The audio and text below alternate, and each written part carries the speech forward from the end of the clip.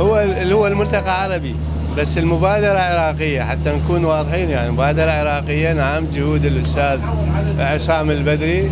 حقيقة رجل ديناميكي، استطاع أن يسجل هذه المنظمة في بلجيكا، وهي منظمة رسمية بالمناسبة.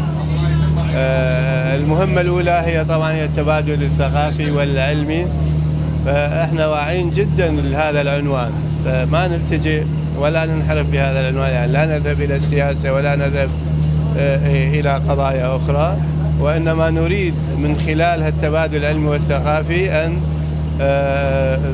أن حقيقة نهيئ مساحة واسعة لحوار الحضارات. أنا أعتقد اسطنبول مدينة جميلة، مدينة سياحية، ممكن أن تكون منطلقا جيدا للقيام بكثير من النشاطات من أجل مفهوم أو من أجل تحقيق موضوع حوار الحضارات على مستوى أساتذة الجامعات في العالم، على مستوى المفكرين، مؤلفين، كتاب، فنانين.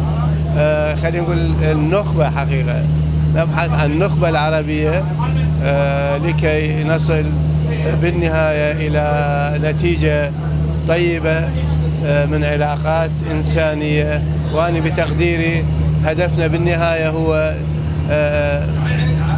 تشجيع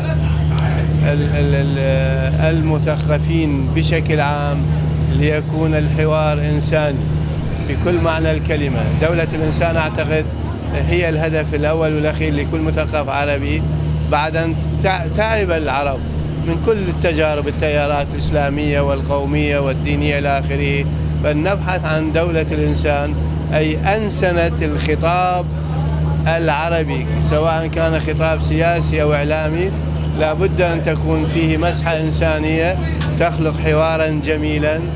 وهذا هو هدفنا في هذا الملتقى.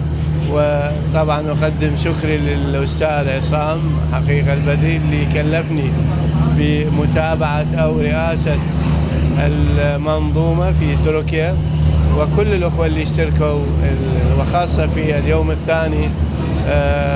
كانت جلسة جميلة جدا.